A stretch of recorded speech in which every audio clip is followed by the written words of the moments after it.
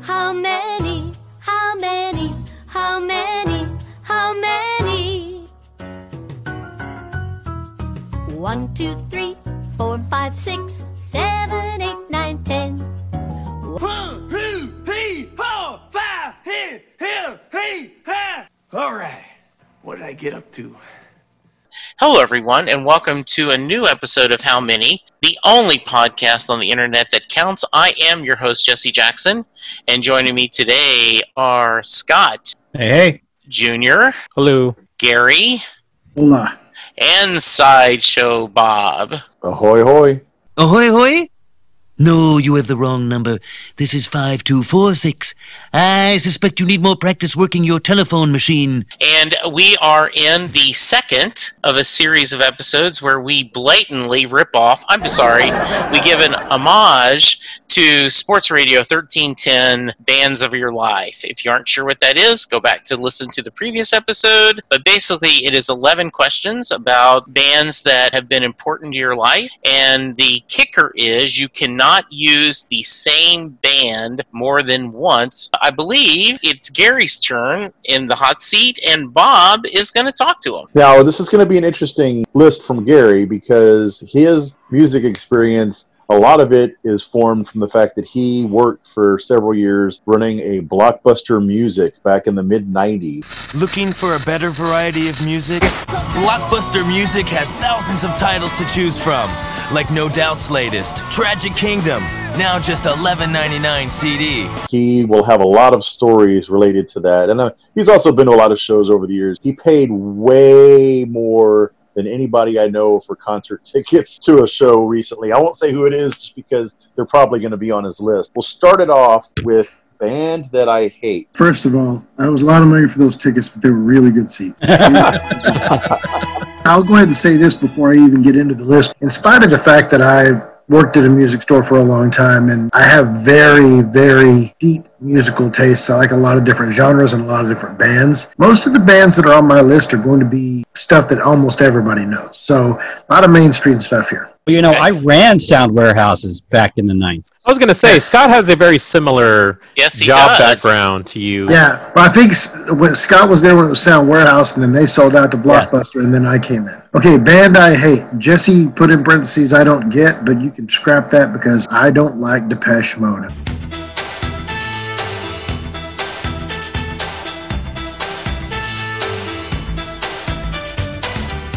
Like them. I don't understand. Wow, the second time Depeche Mode has made an appearance. I don't understand the fascination with depressed mode. Exactly.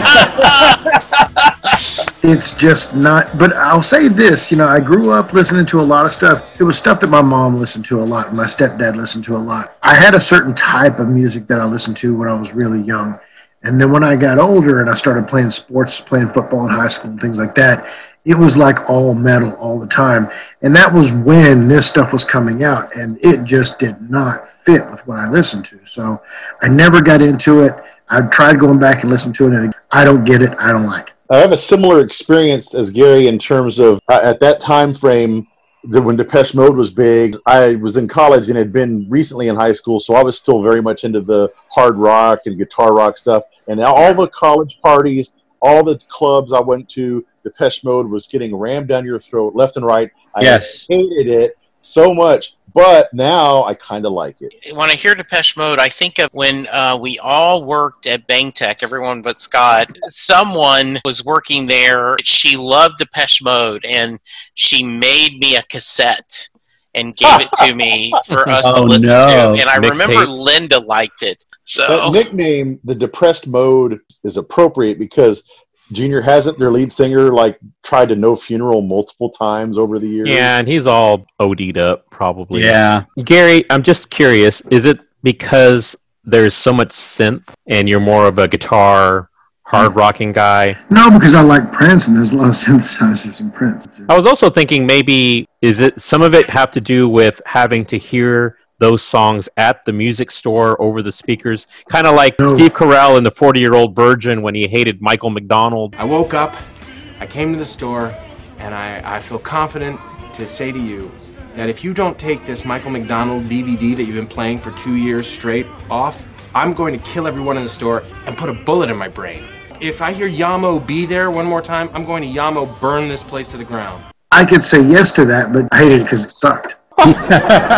Next up, band that you think is overrated. All right, I'm probably going to catch hell for this. So I'll start off by saying I'm not going to say everything that I was going to say about Neil Young at this point. Just because of how much Scott likes him. But he's just an honorable mention. It's the Beatles. Hey Jude, don't make it bad. Oh, wow. Wow. And it's not so much that I hate the Beatles, because I don't. I think they were very much a right place at the right time. Group of pretty good songwriters. Like a lot of their songs I really like by other people way more than I like when they did them. I think that they were just part of that British invasion. They were massive, massive hits. But even by their own admission, most of the stuff they did was pretty simple and not that great musically. I just think, they probably get put at the very, very top of a lot of greatest bands of all time lists, and I wouldn't put them anywhere near the top. I actually don't totally disagree with you on this one. I know exactly where you're coming from. I like them very much. I've got all their stuff.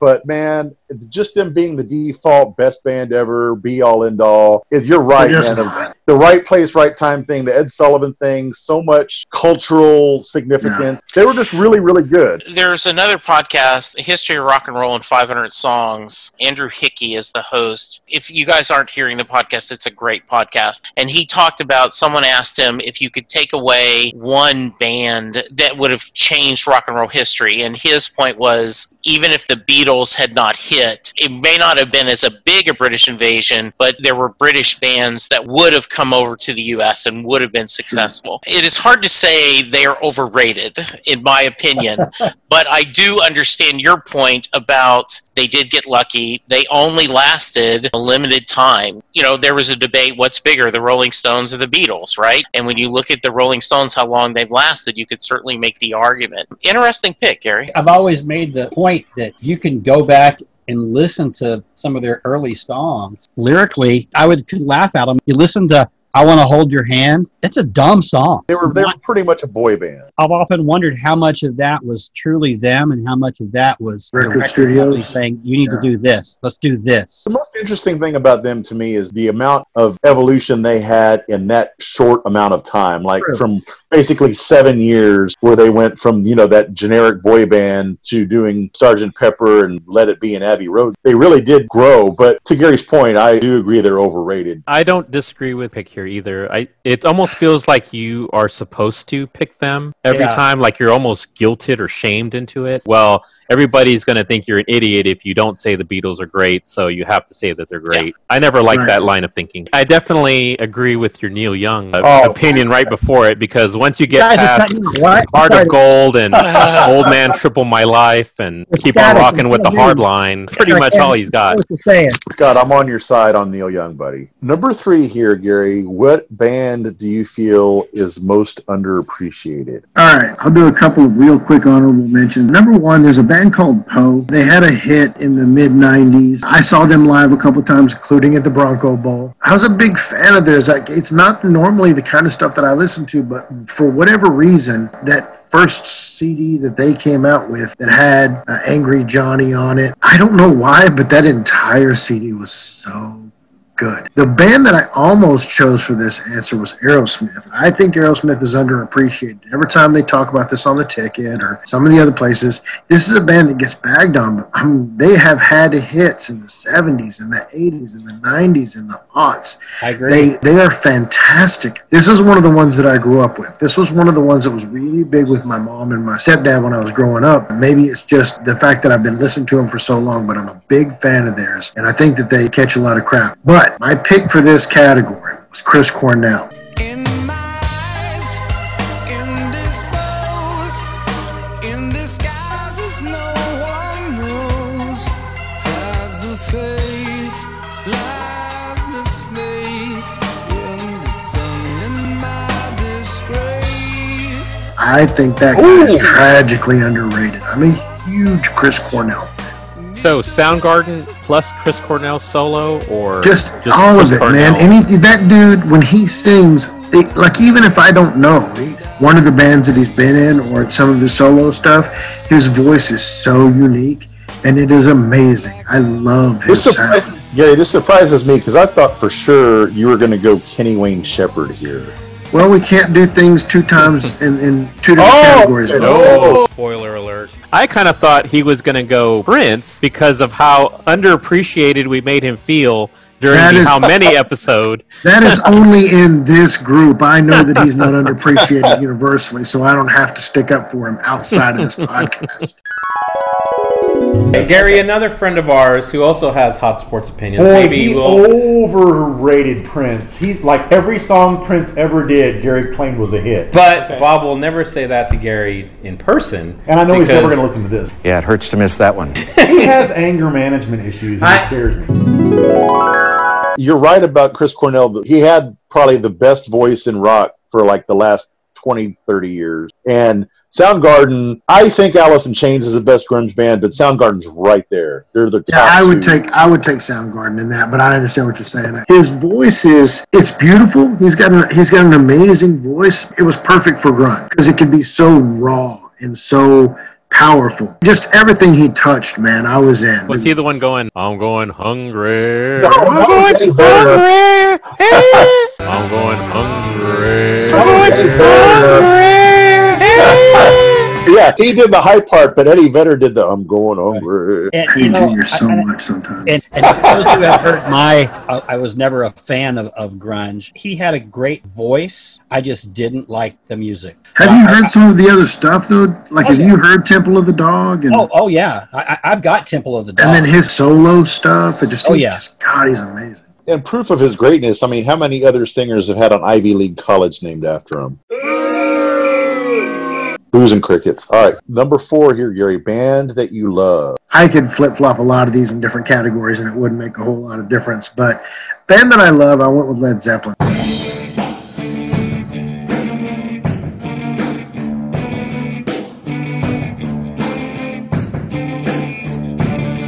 That's my favorite band. Okay. I think of all time. It's really close between that and a couple of others we'll talk about in a minute. But that one, I think, when it comes down to it, they're just at the top of my list. I'm just a huge fan. So what is your favorite album and song? Well, I like side 2 of Led Zeppelin. No, Comes down to making out. Whenever possible, put on side 1 of Led Zeppelin 4. Little Fast Times at Ridgemont High humor. The Immigrant Song is one that for my entire life I love that song, and the riff in it is just amazing. The movie that I thought had the best usage of it was Thor Were Gone. That song blew up so much in my eyes the way they used it in that movie. I mean, they really elevated some basic blues and blew it into something nobody's ever heard before. Impressive that they did that. And with anybody else, if you try to make me sit through a 12-minute song, I'm probably going to end up bumping it forward to just get to it. And with them, I wouldn't. And I think this may have something to do with it, too. When I was a kid, Led Zeppelin and Aerosmith were running stuff back and forth to different speakers. And I thought that was so cool when I was young, listening to the music move. It's interesting that you mentioned the sound movement because the earliest memory I have of any Led Zeppelin song, I was probably like 5 or 6 years old. Whole Lot of Love was actually a big AM hit, believe it or not. And I remember being a little kid in bed, and I would listen to the radio going to sleep. And the first time I heard that song, I thought it was Janis Joplin because of the vocals. But I was scared to death of that passage in the middle of the song with all that crazy noise and all that. What the? And I was like, oh my God, I had so much panic.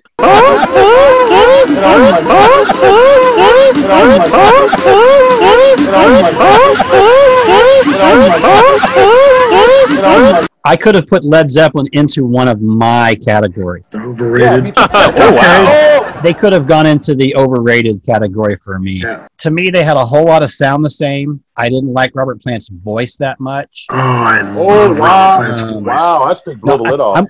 I've never really dug it. Some of their stuff is definitely overplayed.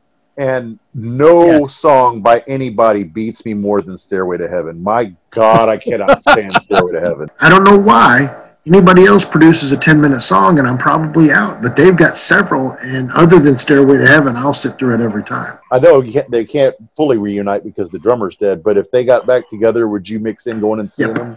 I might even go to London and see them. I would only go if Robert Plant did Tall Cool 1. That's the only way I'll go.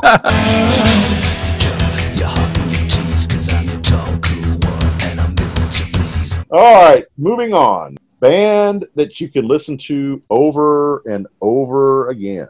So, real quick honorable mention here to Pantera. I could do that over and over again. This is where Guns N' Roses pops up.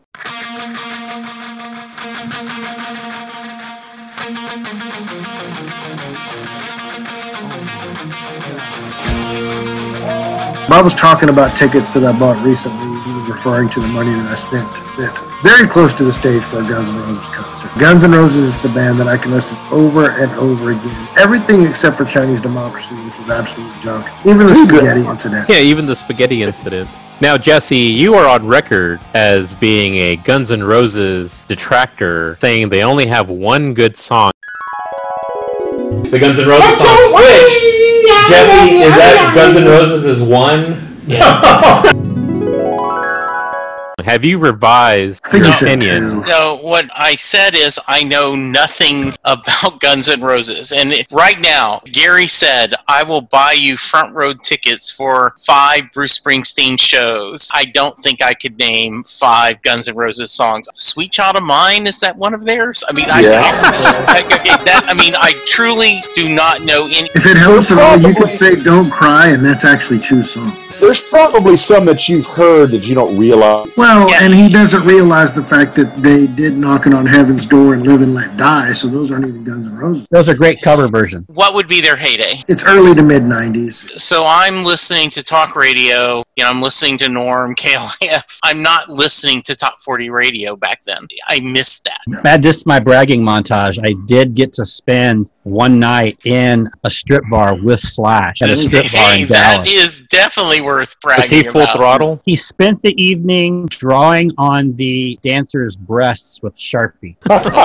And they let him do it. All right, so I agree with that pick. I will support you in your Guns N' Roses love, even though you hate Depeche Mode. I'm not changing that stance. Next one is going to be band that made me fall in love with music. I've mentioned earlier about listening to a lot of music when I was young. Mom listened to a lot of good rock and roll. And when we were driving around the car, there was a lot of Supertramp, a lot of Pink Floyd, a lot of Led Zeppelin, all kinds of stuff in the mid-'70s, up into the early '80s. But the first time that I really remember locking on to a band would have been very early '80s, and it was Motley Crue.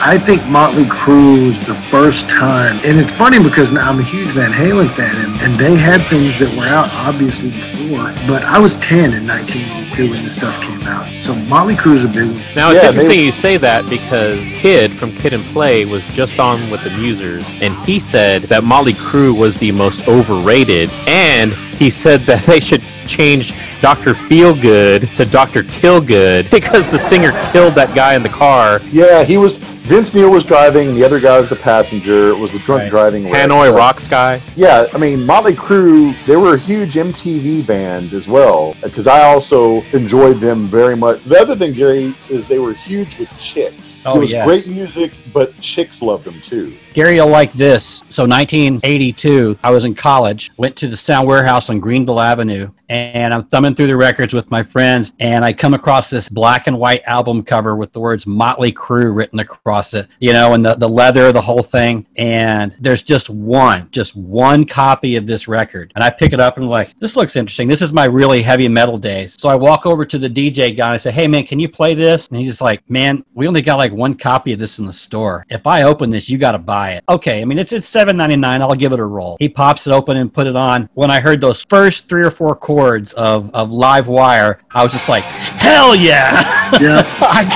This is a good record. I try to use the bragging montage again that I was the first person to buy Motley Crue in the Dallas-Fort Worth area. Nice. Have you seen Motley Crue live before, Gary? I have not. How about you, Scott?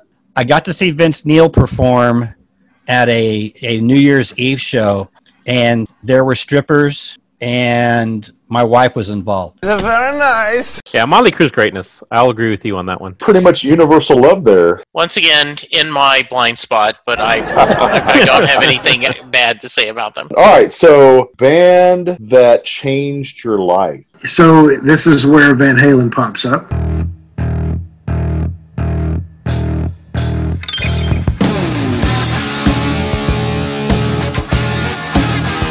But when 1984 came out, that was like the greatest thing I'd ever heard. So I had 3 older sisters. One of them was like, Van Halen, that's not new. They've got older stuff. And so then it was listen to some of the older stuff that Van Halen had done. I found a lot of stuff there that I really liked. And then the new stuff came out. And then, the whole switch over with, when they finally settled in with Sam Hagar, then everybody likes to call that Van Hagar. I don't care.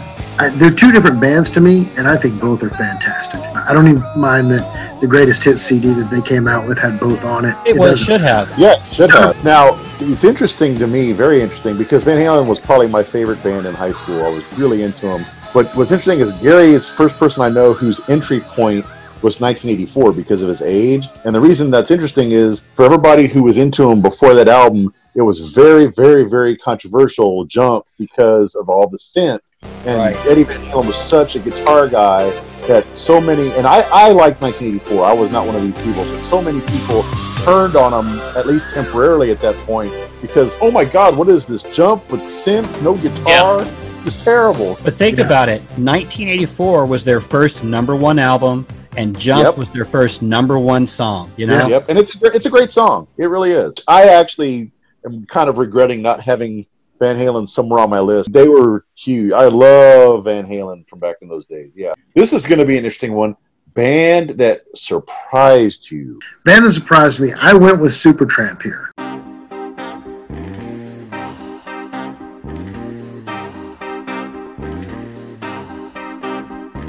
Okay.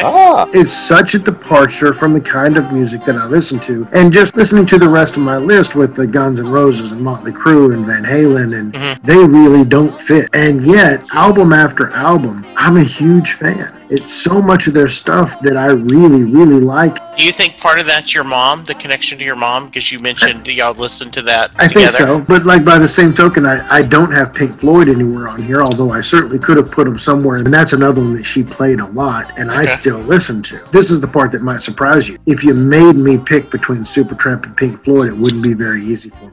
Really? And I think a lot of people would easily go Pink Floyd there. So you took the long way around. Way home. Long way home. I think that they have a lot more to offer than their hits. I really do. I mean, I They think do. one of those things, when you listen to one of their albums, it really is one of those things that you just kind of go, wow, I didn't know they had all this. I was going to say, in Supertramp, I could easily consider a band that's underappreciated. Yeah, I could agree with that too. Yeah, there's a lot of stuff I liked about Supertramp. Plus, I like the Michael Scott version. Oh, it's Toby.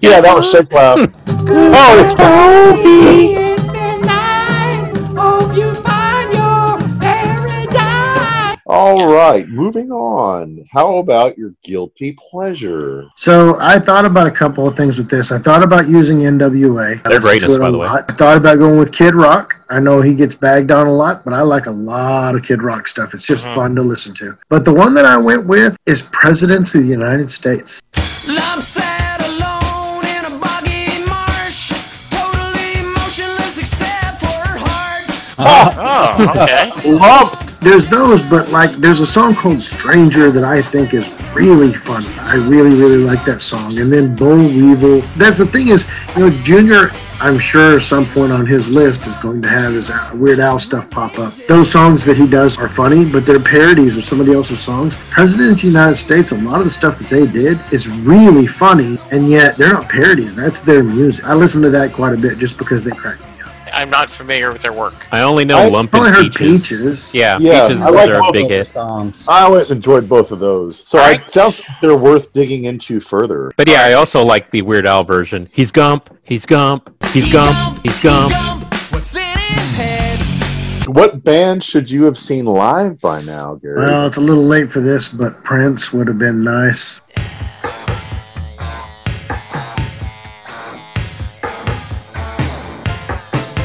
Probably So could catch Hollywood Prince is still an I option. could see the impersonator in Vegas maybe, but he's about a foot too tall at 5'7". I think my wife saw Prince twice. What about the Dr. Pepper version? Oh, Little Sweet? Little Sweet. No, he doesn't have musical chops. You know, I never thought about that until when Tom Petty died a few years ago. And it hit me, I never saw Tom Petty. And like, damn. You know, now I think of a lot of bands that, you know, I've not seen. Prince would have been one that's on my list I regret that I haven't seen. I'm with you on the Tom Petty, Jesse, and not only that, but the fact that last time he toured, he came with Joe Walsh opening. Could have Oh my seen- gosh. Yeah. That would have been awesome. And Kid listed Prince as the best live act that he ever saw. I can imagine. I've seen clips of it, and it's amazing. I'm like sure my- it would have been a great show. My stepdaughter's been really into watching the video of Prince playing guitar at the Rock and Roll Hall of Fame when they did the tribute to George Harrison, the My Guitar Gently Weeps.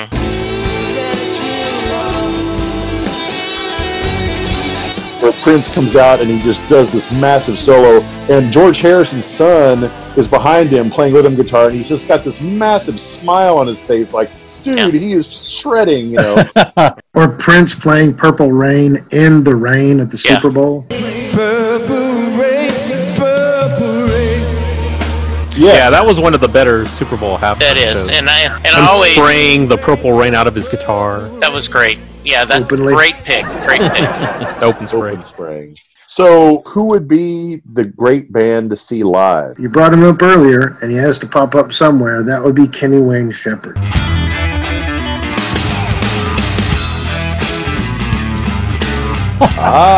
Yes. Listen, the first time I saw him play live, he was 15 years old, and he was playing on the Square in Tyler, Texas. He was opening for Delbert McClinton, and we left about halfway into Delbert McClinton's stuff. I'm a big fan of his. Like, I really, really like his stuff, and not too long ago, he started doing some of his own singing, because he can sing, but he's the guitarist.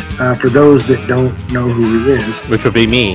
or haven't paid a lot of attention, it's like a knockoff Stevie Ray Vaughan type stuff. It's just a lot of fun. But the guy that he has that does all the singing, Noah Hunt's got a fantastic voice for doing blues. I'm a big fan. I'm a bigger fan when he's got Noah doing the singing. I've seen him a couple of times live, and last time I saw him live was with Joe Satriani, and that was a really good show. Yeah, Nice. big fan. Lots of guitar. Yeah, any final thoughts? I left a lot of stuff off. If I do this list again tomorrow, a lot of things would be different. I was forced to go with these 11 questions, and so I did my best. What band would have made more than one answer if you'd been able to use them? I could have used Guns N' Roses or Led Zeppelin on about half of the answers or more.